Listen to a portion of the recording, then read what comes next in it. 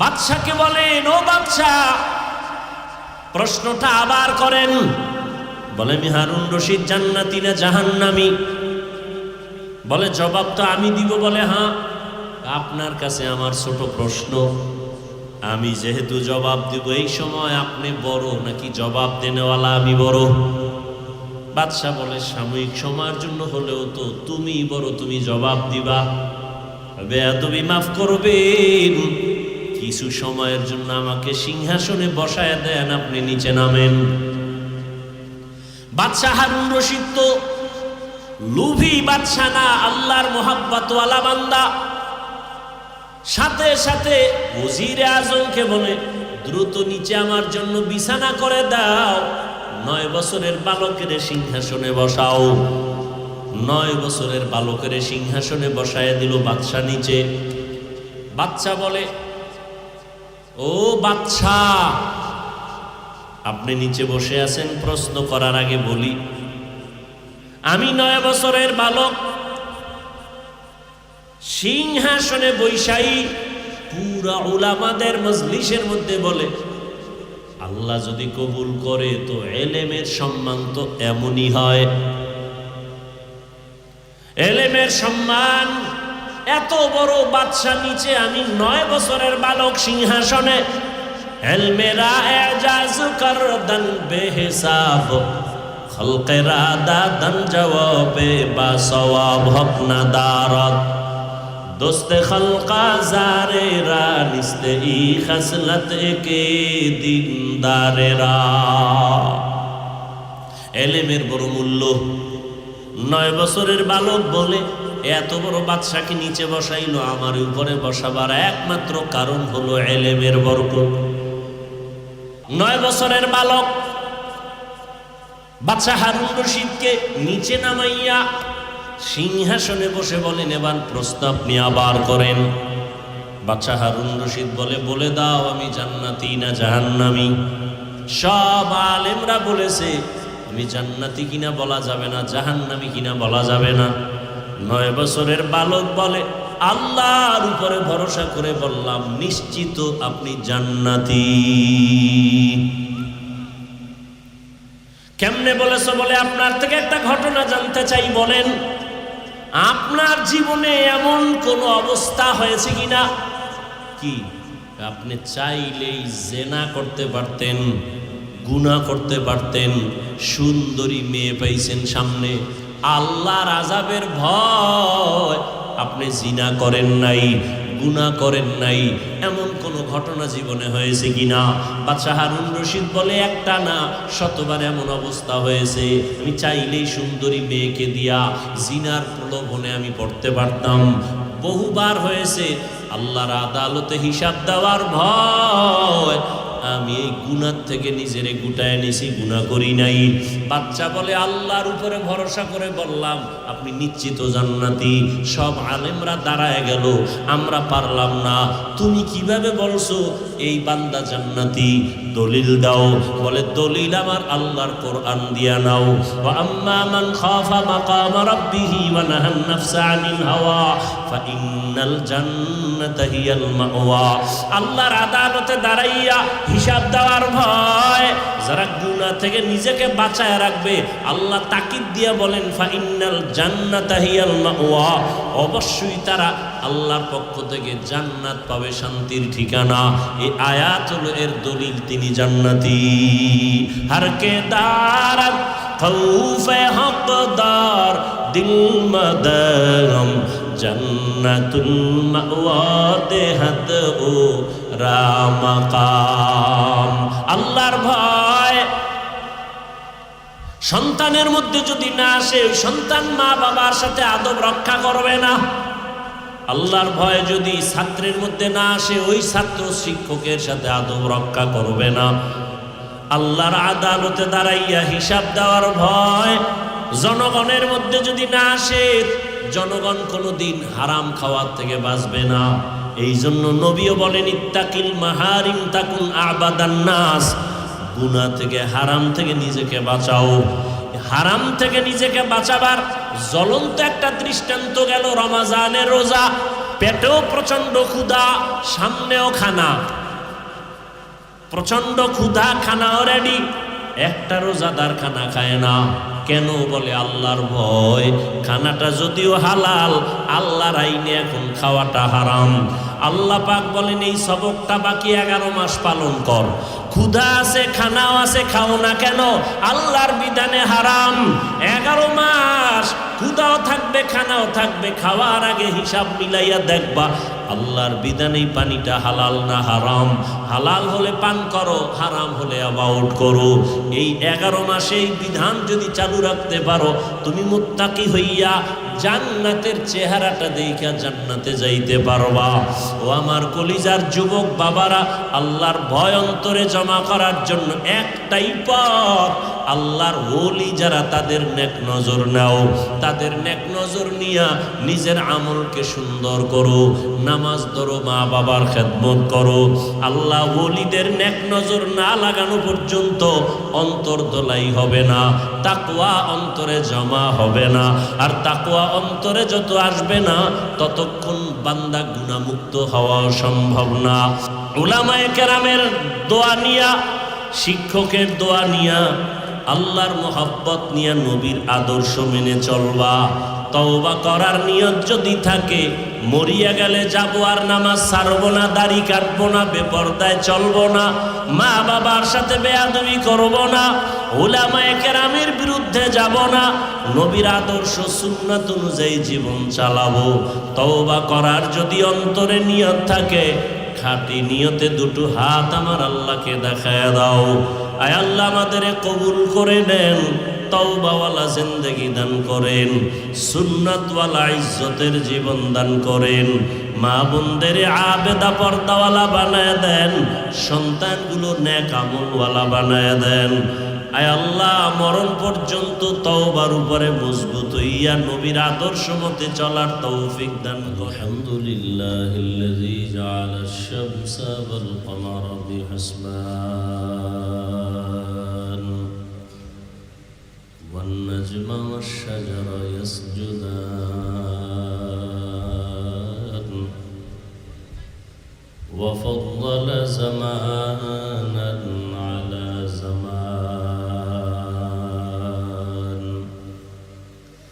কামা ফাদ্দালা মাকানান আলা মাকান ওয়া ইনসানান আলা ইনসান ওয়া নাশহাদু আল লা ইলাহা ইল্লাল্লাহু ওয়াহদাহু লা শারীকা লাহু লা জিদ্দা লাহু ওয়া লা নিদ্দা লাহু ওয়া লা মিছলা লাহু ওয়া নাশহাদু আন্না সাইয়্যিদানা ওয়া সানাদানা ওয়া হাবিবানা ওয়া হাবিবা রাব্বিনা ওয়া তাবিবানা ওয়া তাবিবা কুলুবিনা ওয়া মাওলানা মুহাম্মাদান আবদুহু ওয়া রাসূলুহু। আল্লাহুম্মা সাল্লি আলা মুহাম্মাদিন নাবিয়্যিল উম্মিয়্যি ওয়া আলা আলিহি ওয়া সাল্লিম তাসলিমা। ওয়া বা'দু ফাআউযু বিল্লাহি মিনাশ শাইতানির রাজীম। বিসমিল্লাহির রাহমানির রাহিম। ওয়া আম্মা মান খাফা মাকামা রাব্বিহি ওয়া নাহান নাফসা আনিল হাওয়া ফাইন্নাল জান্নাতা হিয়াল মাওয়া।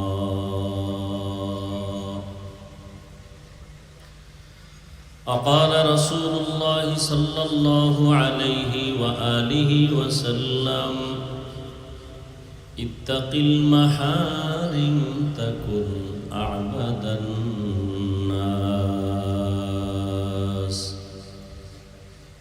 صدق الله مولانا العظيم، صدق رسوله النبي الأمي الكريم، ونحن على ذلك من الشاهدين والشاكرين والذاكرين، والحمد لله رب العالمين. سبحانك لا علم لنا إلا ما علمتنا، إنك أنت العليم الحكيم. رب اشرح لي صدري ويسر لي أمري، واحلل عقدة من لساني يفقه قولي.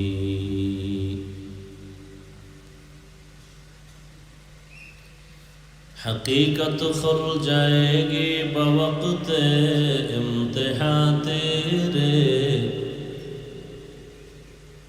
حقیقت کھل جائے گی بوقت امتحان تیرے، کہ سستی میں یا محنت میں گزاری زندگی تو نے، کہ سستی میں یا محنت میں گزاری زندگی تو نے.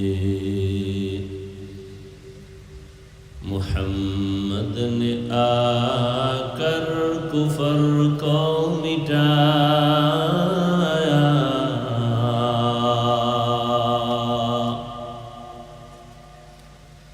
محمد نے آ کر کفر کو مٹایا،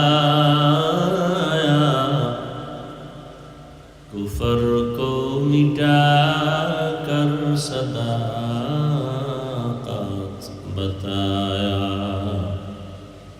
کفر کو مٹا کر صداقت بتایا.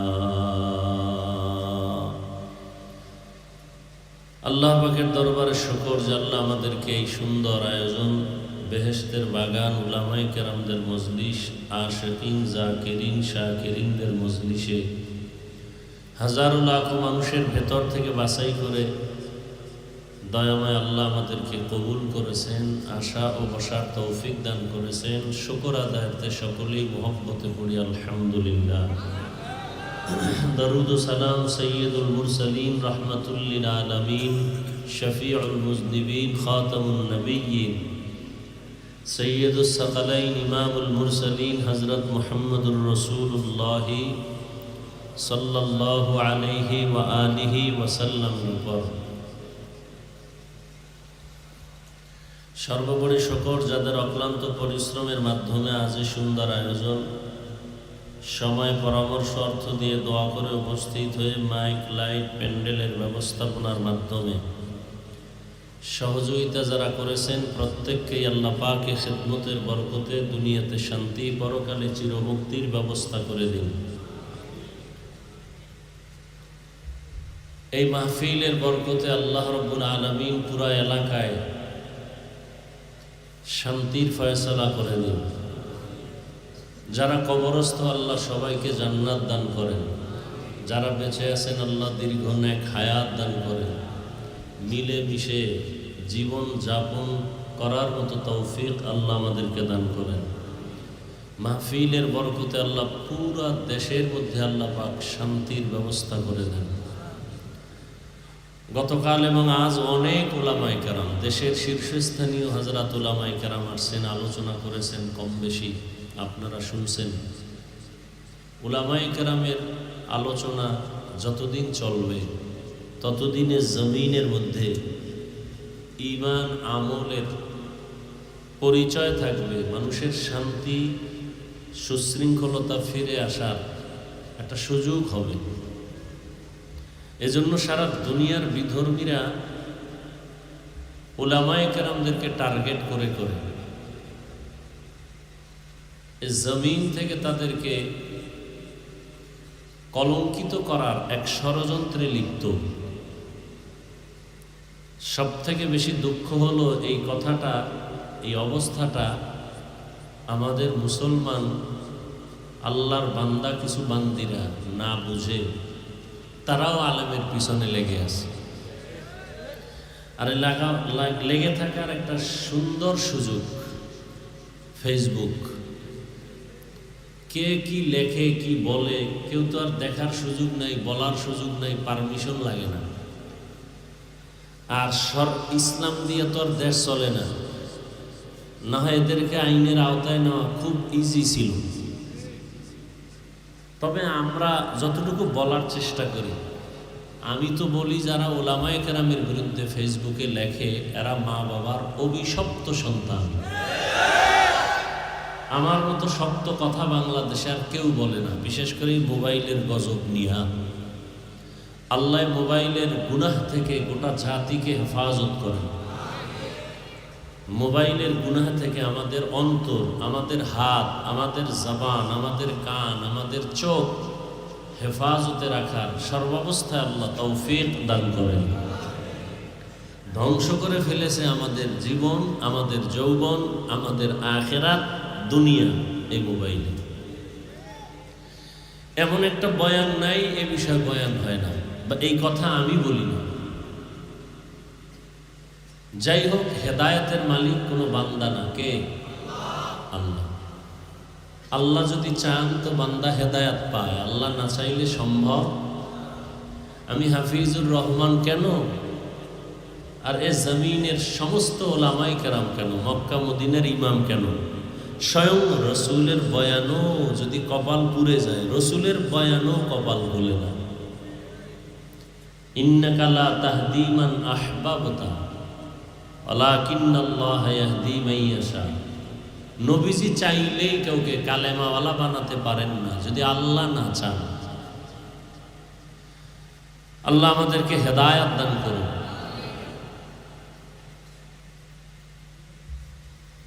কিছু কিছু আল্লাহর বান্দারা বলে যে আমরা মুসলমানদেরকে এত বয়ান করি কেন, কালেমার দাওয়াত দেই কেন, বিধর্মীদেরকে দিব, নবীজি দিছেন। কিন্তু মুসলমানদের যে হালাত, এগুলো ঠিক করার ক্ষেত্রে আলেমদের জীবন শেষ, এরপরও ফলাফল জিরো। পৃথিবীটাকে স্তব্ধ করে দিয়েছিল করোনা, কিন্তু বাঙালিকে সাইজ করতে এখনো আগের বেনামাজি এখনো বেনামাজি, আগের সুদখোর এখনো সুদ খায়, করোনার আগের ঘুষখোর এখনো ঘুষ খায়। কি পরিমাণ যে ঘুষ চলে আর কোনো সীমানা নেই।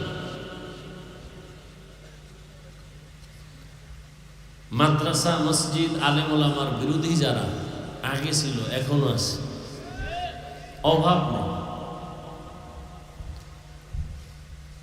আমাদের স্বভাব হয়ে গেছে, এটা রক্তের সাথে মিশে গেছে,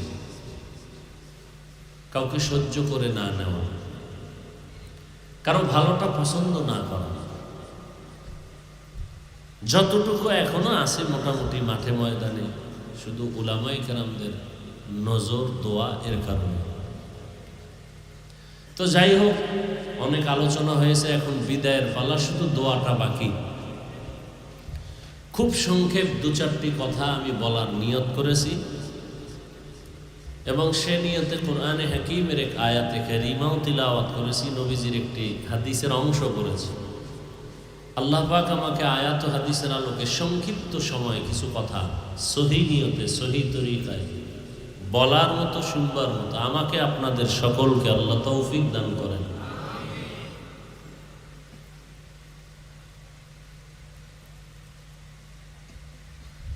وَأَمَّا مَنْ خَافَ مَقَامَ رَبِّهِ وَنَهَى النَّفْسَ عَنِ الْهَوَى فَإِنَّ الْجَنَّةَ هِيَ الْمَأْوَى।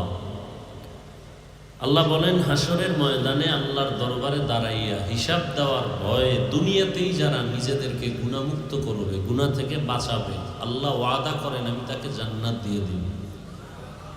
আরো আস্তে করে বলেন। সওয়াবের দরকার নেই এমন কেউ আছে? নবীজির যদি দরকার হয়, আপনি কি? সাহাবায়ে কেরামদের আমল, ইখলাস, নামাজ, তেলাওয়াত, জিকির, সেই তুলনায় আমাদের সাথে কোনো তুলনা হবে? এত সুন্দর নামাজ, এত সুন্দর তিলাওয়াত, এত সুন্দর জিকির, এত সুন্দর তাসবিহ, এত সুন্দর তাহাজ্জুদ পড়িয়াও মৃত্যু পর্যন্ত শুধু কান্নার উপরে ছিলেন। তাদের তুলনায় আমাদের নামাজই নাই, রোজা নাই, তেলাওয়াত নাই, কিচ্ছু নাই। আছে একটা ফ্যাশন। ধান খেতে দেখবেন মাঝে মাঝে লাঠির মধ্যে জামা দিয়া এরকম রাখে, দূরের থেকে মনে হয় একটা মানুষ, ভেতরটা টোটাল খালি। তা আমরা যে আমল টামল করি ওইটার মতোই, ভেতরে কিচ্ছু নেই। মানুষকে দেখাই, নামাজ না পড়লে মানুষ কি বলবে, রোজা না রাখলে মানুষ কি বলবে, কোরবানি না দিলে মানুষ কি বলবে।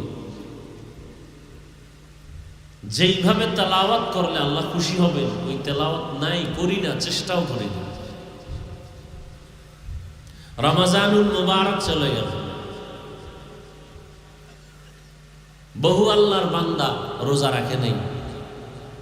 রোজা রাখা যে প্রয়োজন, না রাখলে গুনাহ হবে, এটা অনেক মুসলমানের খবর নেই। তামাশা করে দ্বীনের আমল নিয়ে তামাশা, নামাজের খবর নেই।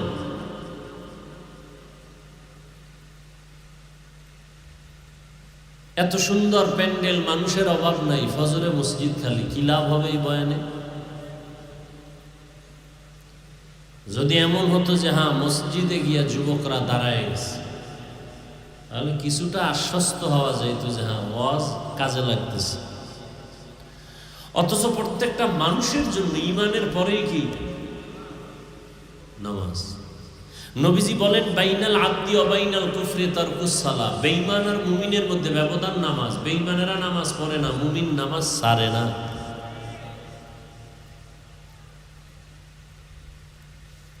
নামাজের খবর নাই। ১৫০০ বছর আগে রসুল বলে গেছেন বাচ্চার ৭ বছর হলে নামাজের মুসাল্লায় দাঁড় করাও। ১০ বছর পার হয়ে গেলে শাসন করিয়া নামাজ পড়াও, শোষণ না, শাসন।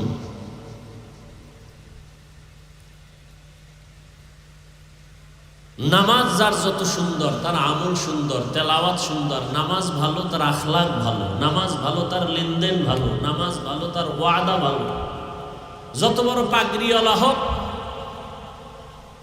তার আমলের তেলাওয়াতে তার ওয়াদায় যদি ঝামেলা হয়, আল্লাহর কসম করে আমি বলি সারা দেশে যত বড় শাইখুল হাদিস হোক আর পাগড়িওয়ালা হোক, ওয়াদায় ভেজাল তো খোঁজ নিয়ে দেখবেন তার নামাজে ভেজাল। সব কিছুর মূলে নামাজ। আমার প্রত্যেকটা মুসলমান যারা নামাজ পড়ে না, আল্লাহ 5 ওয়াক্ত নামাজ বা জামাত আদায়ের তৌফিক দান করেন। আর 5 ওয়াক্ত নামাজ যে আদায় করবেন, এটা আপনার ক্রেডিট না, বাহাদুরি না, কারণ এটা আপনার দায়িত্ব। এটা আপনার দায়িত্ব, আপনার পড়তে হবে, না পড়লে জুতার বাড়ি আছে। এটা দিয়ে আপনার ক্রেডিট হবে না। আপনি ক্রেডিট কখন হবে? যদি 5 ওয়াক্ত ঠিক রেখে ওভার কিছু আমল করেন, এটা আপনার ক্রেডিট। আমি 5 ওয়াক্তের পরে তাহাজ্জুদ পড়ি, 5 ওয়াক্তের পরে আমি আউয়াবিন পড়ি, চাষ্ট পড়ি, এটা আপনার ক্রেডিট। আপনার বাহাদুরি করার সুযোগ আছে আল্লাহর কাছে, মানুষের কাছে না।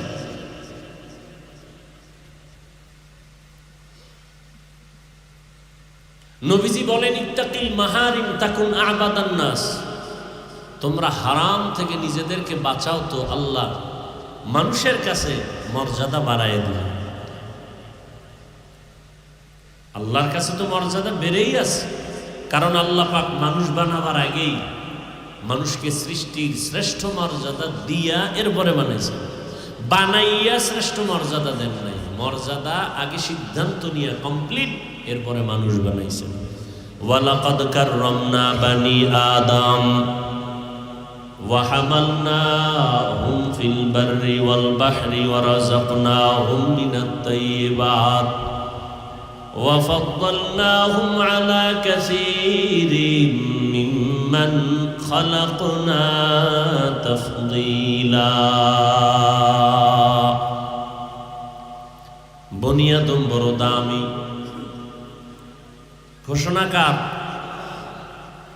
বনি আদম এত দামি, জমিনের মধ্যে আল্লাহ এত সম্মানিত দামি করে কোনো প্রাণী আল্লাহ বানান নাই। আগুনের সৃষ্টি জিনেরাও শ্রেষ্ঠ না, নূরের সৃষ্টি ফেরেশতারাও শ্রেষ্ঠ না, একমাত্র মাটির সৃষ্টি মানুষ আল্লাহর আদালতে বড় দামি। আল্লাহ বলেন, আমি এদেরকে জমিনে বিচারণ করার জন্য রাস্তার ব্যবস্থা করেছি, পানির মধ্যে চলার মতো আয়োজন করেছি। যেই লোহা পানিতে ফেলে দিলে পানির নিচে চলে যায়, মানুষ জ্ঞান খাটাইয়া ওই লোহা দিয়া স্টিমার বানাইয়া আবার পানির উপরে ভাসমান রেখে এক দেশ থেকে ভিন্ন দেশে ব্যবসার জন্য চলে যায়। সারা দুনিয়ার এক প্রান্ত হতে ভিন্ন প্রান্তে পানির উপরে লোহার তৈরি করা জাহাজগুলো মাল নিয়ে সারা দুনিয়ার থেকে এক প্রান্ত থেকে ভিন্ন প্রান্তে যায়। আল্লাহ বলেন, এটা আমি মানুষের সম্মানের জন্য করেছি। আমি আল্লাহ মানুষকে আবার জমিনে থাকার পরে সুন্দর পিওর খানার আয়োজন করেছি।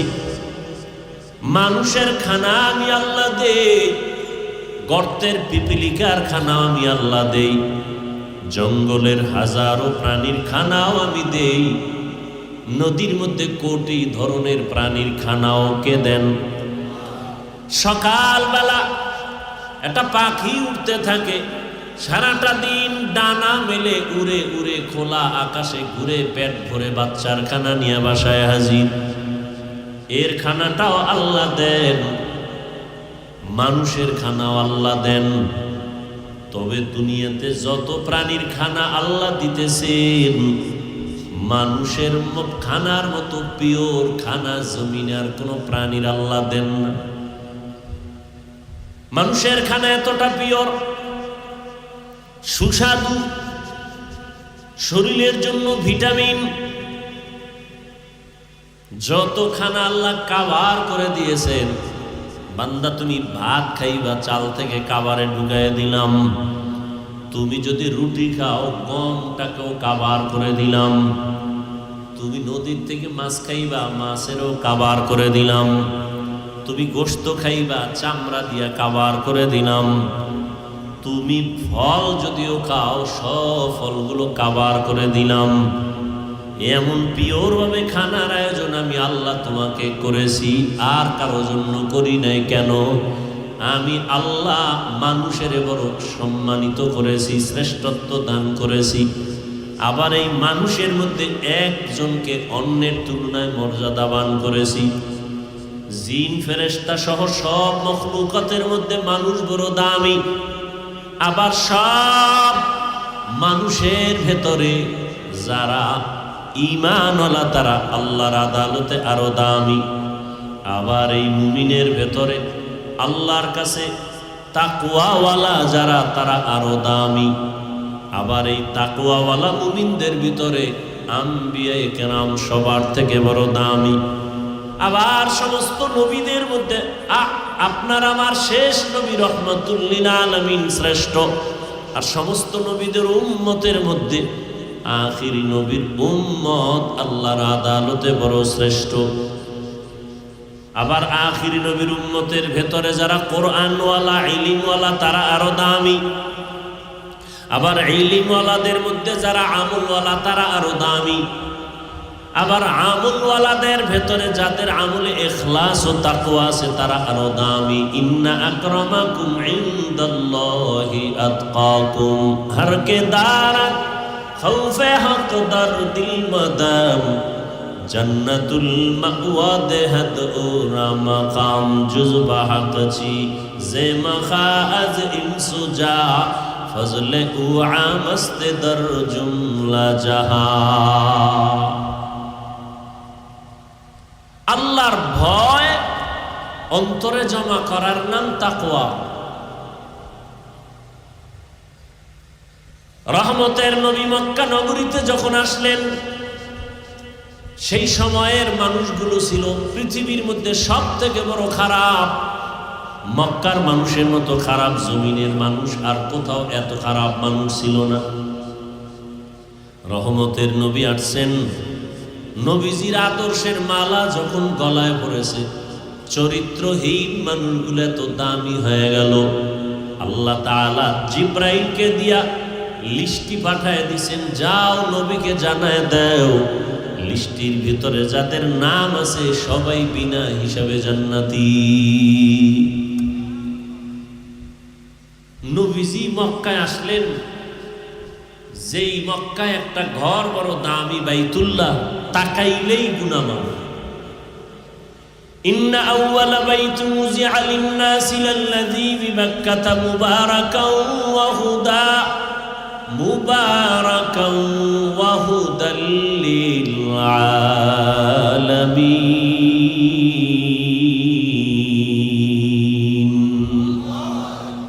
হেদায়েতের ঘর, ইবাদতের ঘর, এত সুন্দর ঘর, যেই ঘরের দিয়ে তাকাইলেই গুনাহ মাফ। জমিনের মধ্যে আল্লাহ পাক তার আপন মোহাব্বতের বান্দাদের জন্য অটো কিছু নেক আমলের রাস্তা খুলে দিয়েছেন। মায়ের দিকে তাকাও সওয়াব, বাবার দিকে শুধু তাকাইবা এতেই সওয়াব। আল্লাহর কোরআন তুমি কইলা শুধু তাকায়া থাকবা সওয়াব, বাইতুল্লাহর দিকে তাকায়া থাকবা সওয়াব। আল্লাহর প্রিয় গোলাম যারা আহলুল্লাহ তাদের দিকে তাকাও সওয়াব। এত সুন্দর ঘর, যেই বাইতুল্লাহর দিকে তাকাইলেই সওয়াব, সেই বাইতুল্লাহর পার্শ্বের মানুষগুলো এত খারাপ কেন? এর অনেক কারণের ভেতরে একটা কারণ হলো এই মানুষগুলো কোনো মুরব্বী মানে নাই, অভিভাবকহীন ছিল। ঈসা নবী চলে যাওয়ার পরে আর কোনো নবী নাই। রহমতের নবী আসলেন, যারা তাকে মুরব্বী মানলেন তারাই দামি হয়ে গেল। এমন দামি কিয়ামত পর্যন্ত তাদের নামে শুধু দোয়া চলতে থাকে। আল্লাহ তাদেরকে দুনিয়াতে জিন্দা অবস্থায় জান্নাতের সুসংবাদ দিয়েছেন। রহমতের নবীর ছোঁয়া লাগছে, রহমতের নবী বিদায় বেলা বলেন, মক্কার চরিত্রহীন মানুষগুলো আমার দোয়া পাইল, আমার দেওয়া নিসবত পাওয়ার কারণে দামি হয়ে গেল। কিয়ামত পর্যন্ত আনেওয়ালা উম্মত আমাকে তো আজীবন পাবে না। আমি তাদের সামনে দুটো জিনিস রেখে গেলাম, এক হলো আল্লাহর কোরআন, দ্বিতীয় হলো আমি রহমতের নবীর আদর্শ সুন্নত। যারা ধরে রাখবে কিয়ামত পর্যন্ত, এদের সম্মানও যাবে না, তাদের ঈমানও যাবে না। বয়ান তো চলতেছে, বাংলাদেশের মতো বয়ান পৃথিবীর কোনো রাষ্ট্রে হয় না। ঈদ না যাইতে না যাইতে বয়ান, কত বক্তা বয়ান করলো, 5 মিনিট 10 মিনিট 20 মিনিট করে। বক্তারও অভাব নাই, ডায়েরিও খালি নেই। এত পরিমাণ ওয়াজ বাংলাদেশে মসজিদে হইতেছে, তাবলিগওয়ালাদের বয়ান চলতেছে, কিন্তু আমলনামা শূন্যের কোঠায় কেন? এর একমাত্র কারণ, হাজারো বয়ান শুনলে কাজ হবে না যতক্ষণ পর্যন্ত আল্লাহর আদালতে দাঁড়াইয়া হিসাবের ভয় অন্তরে না আসবে, ততক্ষণ পর্যন্ত মানুষ বয়ান কাজে লাগাবে না। এজন্য আল্লাহ বলেন, আম্মা মান খাফা মাকাম রাব্বিহি ওয়া নাহান নাফসা আনিল হাওয়া ফাইন্নাল জান্নাতা হিয়াল মাওয়া। এই যে মুহতামিম সাহেব বললেন, এত সুন্দর একটা বেহেশতের বাগানে এসেও মোবাইল নিয়ে ছবি। সারা দুনিয়ার উলামায়ে কেরাম একমত, কারণ ছাড়া এমনিই ছবি উঠানো হারাম। কোন মুফতি সাহেবের বাবারও ক্ষমতা নেই এটাকে হালাল বলা। বর্ষি বেহেশতের বাগানে করতেছি গুনাহ, সান কফাইল্লার পরিচয়। এ কফাল সান কফাল, বর্ষে বেহেশতের বাগানে করতেছে গুনাহ। পৃথিবীর কোন দুনিয়ার কোন মুফতির ক্ষমতা নাই এটাকে হালাল বলা।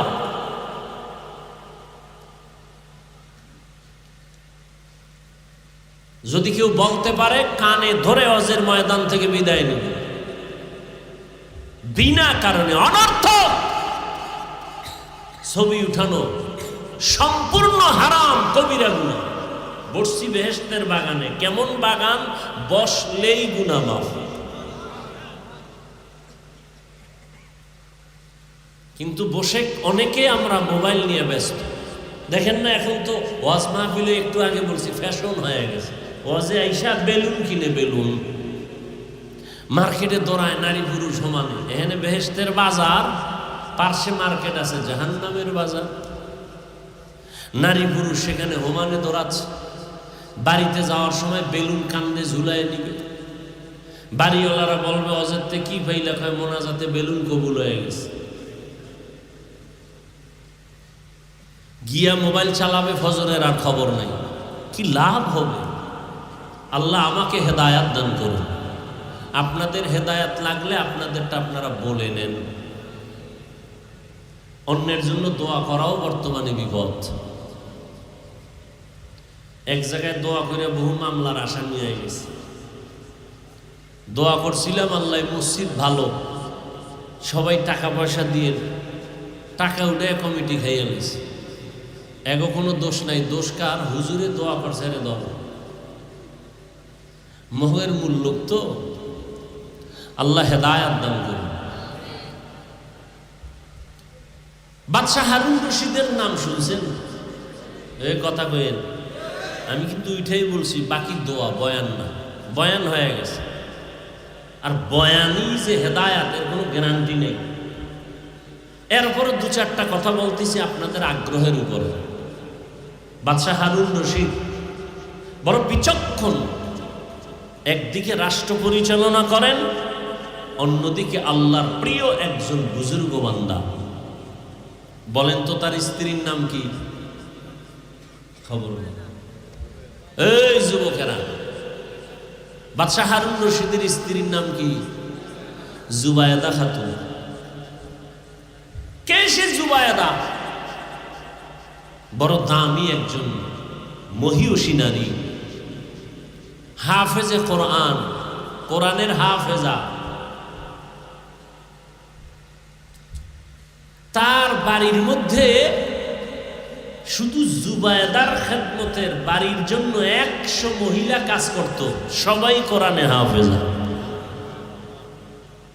কাজের মহিলা 100। জুবায়েদা খাতুন সিদ্ধান্ত নিলেন, আমার ঘরে 24টা ঘন্টার প্রতিটি মুহূর্ত তেলাওয়াত হবে। মহিলাদেরকে টাইম দিয়ে দিলেন, তুমি আধা ঘন্টা তেলাওয়াত করে কাজে যাও, এরপরে আরেকজন 20 মিনিট তেলাওয়াত করে কাজে যাইবা, এরপরে আরেকজন। এভাবে শিডিউল করে দিল যে জুবায়েদার পুরো বাড়ির মধ্যে 24টা ঘন্টার প্রতিটি সেকেন্ড তেলাওয়াতের আওয়াজ। এ হলো জুবায়েদা। তার স্বামী বাদশাহ হারুন রশিদ রাস্তায় যাচ্ছে কোথাও সফরে, ওজির তার সাথে। তো দিক দেখে একজন বুড়া মানুষ, মরণের ছাপ চেহারায় পড়া, গাছ লাগাইতেছে, ফলের গাছ। তো বাদশাহ হারুন রশিদ, এই বুড়া তুমি কি করো? ফলের গাছ লাগাই। এত কষ্ট করে রোদ্রে গাছের ফল কবে হবে, কবে খাইবা? আমি খাওয়ার জন্য এই গাছ রোপণ করি না তো, কষ্ট করে গাছ রোপণ করি আমি, ফল খাবে আমার পরবর্তী প্রজন্ম যারা। আমার বাপ দাদায় লাগাইছে, আমরা খাইছি, এখন আমরা গাছ রোপণ করি, আমাদের সন্তানরা খাবে, নাতিরা খাবে। বাদশাহ হারুন রশিদ খুশি হয়ে 1000 টাকা দিছে পুরস্কার। বুড়ায় কয়, আমার কপাল সান কপাল, মানুষ গাছ লাগায় 1 বছর পর ফল পায়, আমি নগদ পাইলাম। নগদ ফল পেয়ে গেল। বুড়ার কথা শুই না, বাদশাহ আরো 1000 দিছে।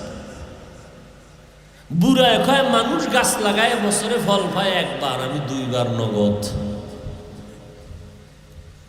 ওজিরে কয়, বাদশাহ এখান থেকে ভাগো, বুড়ায় যে বুদ্ধি লইছে, ফকির বানায় ছাড়ব।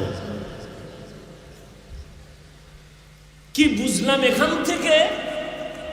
কসাসুল আউয়ালিন মাওয়াইজুল আখিরিন, অতীতের ইতিহাস, অতীতের কিচ্ছা কাহিনী, পরবর্তী প্রজন্মের জন্য উপদেশ, নসিহত। কিচ্ছা কাহিনীর ওয়াজ আমরা করি না। উল্টা পাল্টা মেজাজ গরমের বয়ান সাইরে দিছে, ঠান্ডা হয়ে গেছে। বেয়াদব সাইজ করতে আলহামদুলিল্লাহ আমার সময় লাগে না। ওই কপাল ভরা যারা বলে কেচ্ছা কাহিনীর ওয়াজ করি না, তুমি কিসের ওয়াজ করো?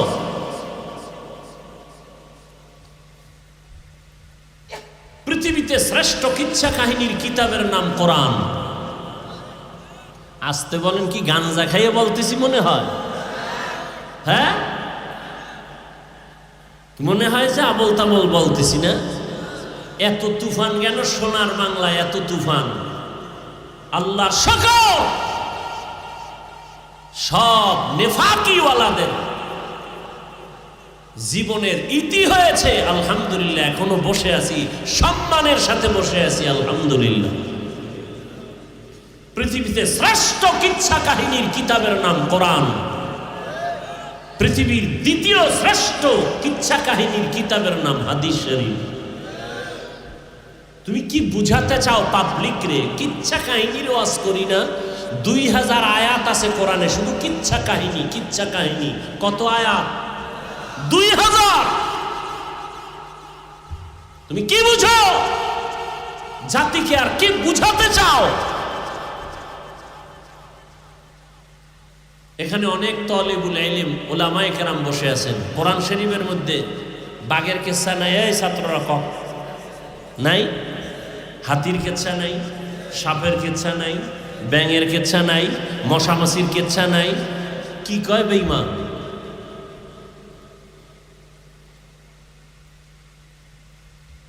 কি মেসেজ দিতে চাও জাতিকে? হ্যাঁ, কোরআন হাদিস ছাড়াও আমরা বহু ওলিয়া উলিয়ার কিচ্ছা বলি, সোনাবন্দের গান গাই না। আমরা এমন ওলিয়া উলিয়াদের কিচ্ছা বলি যে কিচ্ছা বলার দ্বারা মানুষ জান্নাতের পথে আগায়, জাহান্নামের পথে যায় না। অসুবিধা কি?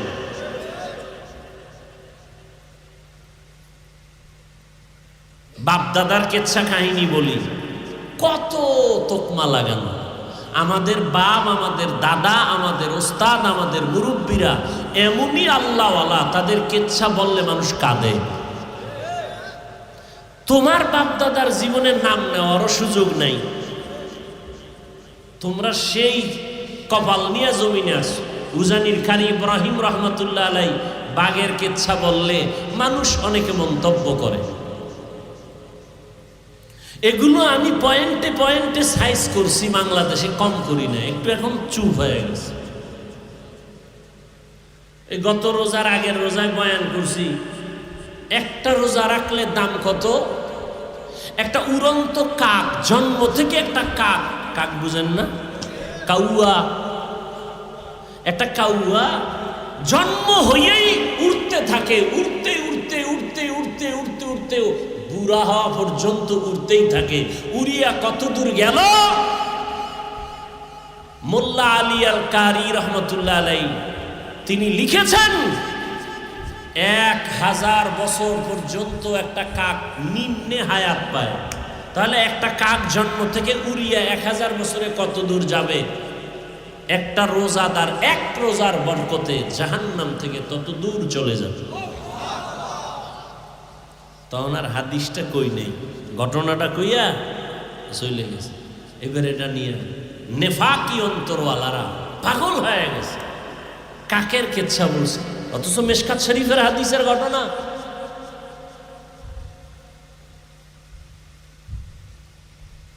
আল্লাহ হেদায়েত দান করুন। এখন বলি, কোন বাংলাদেশে বহস কইরা, তর্ক কইরা, এক জায়গায় বইয়া ডিভাইড কইরা কোনদিন ডিবেট করে সমাধানে আসে নাই। বাতিল আরো মজবুত, আমি জিততে গেছি। ও 13 বার ঠকলেও কয় জিততে গেছি। এরকম বেহায়ার সাথে আদবালা তো কখনো যাবে না। যাদের লজ্জা নেই ওদের সাথে তো ভালো মানুষ আগাইতে পারে না। وَأَمَّا مَنْ خَافَ مَقَامَ رَبِّهِ وَنَهَى النَّفْسَ عَنِ الْهَوَى فَإِنَّ الْجَنَّةَ هِيَ الْمَأْوَى। এই তাসবিহ পড়া যাবে না। আবু হুরায়রা রাদিয়াল্লাহু আনহুর হাদিস দেখলাম সেদিন, তসবি যাবে না মানে একটা সুতা গিরা দিয়ে দিয়ে দিয়ে দিয়ে লাগাইয়া আবু হুরায়রা এটারে টানে, তসবি পরা যাবে না, বেদা। যাই হোক, আমরা তর্ক যাই না, কারণ তর্ক না করার কারণে আমরা প্লাস পয়েন্টে আছি। তাবলীগ কমতেছে না বাড়তেছে বলেন? আমাকে তর্কের দরকারটা কি? তাবলীগ 2 লাইনে খেদমত করে, আরো আগাইতেছে। আল্লাহ পাক সবার মধ্যে ভ্রাতৃত্ব মহব্বত আরো বাড়ায় দেন। মাদ্রাসা বেশি হয়েছে, ফায়দা কম হয়েছে না বেশি? বেশি। উজানির বিরোধিতা করার কারণে লোক আগের থেকে অনেক কমতেছে না? হ্যাঁ, তা টেনশন কেন? তুমি বলো, আরো বলো, গলা ভাঙলে বলো, রংসা খাওয়াই, কত পারো বলো। তোমারে আল্লাহ এজন্য বানাইছে কিনা দেখো।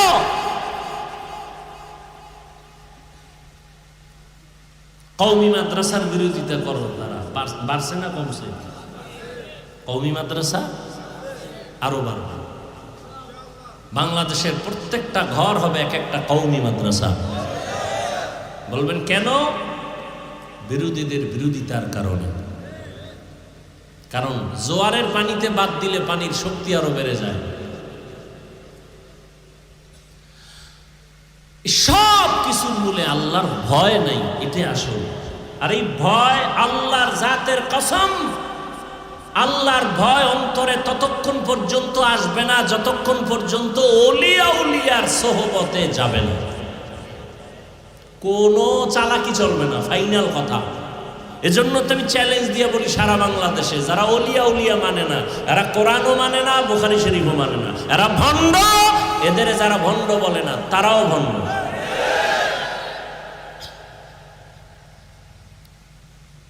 বাদশাহ হারুন রশিদ বুজুর্গ মানুষ, সিংহাসনে বৈশা সমস্ত দেশের বড় বড় আলেমরে দাওয়াত দিছে। বলবো ঘটনাটা? দাওয়াত দিয়ে আলেমদের দুপুরে মন ভরে খানা দিছে, আপ্যায়ন করলেন, খাওন দাওন শেষ। বিদায় বেলা কয়, ওলামায়ে কেরামদের একটা প্রশ্ন। ওলামায়ে কেরামদের কাছে আমার প্রশ্ন হলো, আমি হারুন রশিদরা আপনারা চিনেন তো? সবাই বলে হ্যাঁ। আমাকে একটু বিদায় বেলা আপনাদের বলে যেতে হবে। আমি হারুন রশিদ, আপনারা যেহেতু চিনেন জানেন, বলে যান আমি জান্নাতি না জাহান্নামী। একজন একজন করে সব আলেমের আওয়াজ, আপনি জান্নাতি না জাহান্নামী বলার আমাদের কোনো উপায় নাই। আপনি ভালো কাজ করলে বলা যাবে জান্নাতের পথে আছেন, আপনি যদি অন্যায় করেন বলা যাবে আপনি অন্যায়ের পথে জাহান্নামের পথে আছেন। কিন্তু আপনি জান্নাতি এটাও বলা যাবে না, আপনি জাহান্নামী এটাও বলা যাবে না। সবাই এক এক করে একই আওয়াজ। বাদশাহ হারুন রশিদ বলে পারবেন না, বলে পারবো না। কথা আপনাদের খাওয়াইয়া লাভ হইল কি? মনের দুঃখ মনেই রইল। বাদশাহ হারুন রশিদ বলেন কোথায় পাবো জবাব? হঠাৎ উলামায়ে কেরাম যখন বিদায় হবেন, পেছন থেকে একটা 9 বছরের সন্তান দাঁড়ায় গেল। কয় বছর? 9 বছরের এক বালক দাঁড়ায় বলেন, বাদশাহ বেয়াদবি ক্ষমা করবেন, যদি অনুমতি দেন আপনার জবাব আমি দিব ইনশাআল্লাহ। আলেমরা সব আশ্চর্য হয়ে গেল, বাদশাহ আশ্চর্য হয়ে গেল, কেমনি দিবে? দাও জবাব। বলে না এত সোজা না। তা কি? বলে আমাকে আপনার সামনে হাজির করেন। বাদশাহ হারুন রশিদ বলে রাস্তা করে দাও। আলহামদুলিল্লাহি রাব্বিল আলামিন والصلاة والسلام على سيد الأنبياء والمرسلين وعلى آله وأصحابه أجمعين يا أرحم الراحمين يا أرحم الراحمين يا أرحم الراحمين রব্বিরহামহুমা কামা রব্বায়ানি সগীরা আল্লাহুম্মা ইন্নাকা আফুউন কারীম তুহিব্বুল আফওয়া ফা'ফু আন্না اللهم إنا نسألك رضاك والجنة ونعوذ بك من سخطك والنار اللهم إنا نعوذ بك من البرص والجنون والجذام وسيء الأسقام রব্বুল আলামিন 2 দিন ব্যাপী মাহফিলের শেষ দোয়া আমরা হাত তুলেছি উলামায়ে কেরাম মুরব্বি হাজী সাহেব ছাত্র যুবক পর্দার আড়ালে মা বোনেরা ব্যবসায়ী চাকরিজীবী সবাইকে দয়া করে আল্লাহ মাফ করে দেন এলাকায় শান্তি দান করেন মা বোনদের আবেদা বানায় দেন পর্দাওয়ালা বানায় দেন সন্তানগুলো নেককার বানায় দেন আয় আল্লাহ ঘরে ঘরে সুন্নতের আমল জারি করে দেন আয় আল্লাহ সারা দুনিয়াবাসীকে মাফ করে দেন।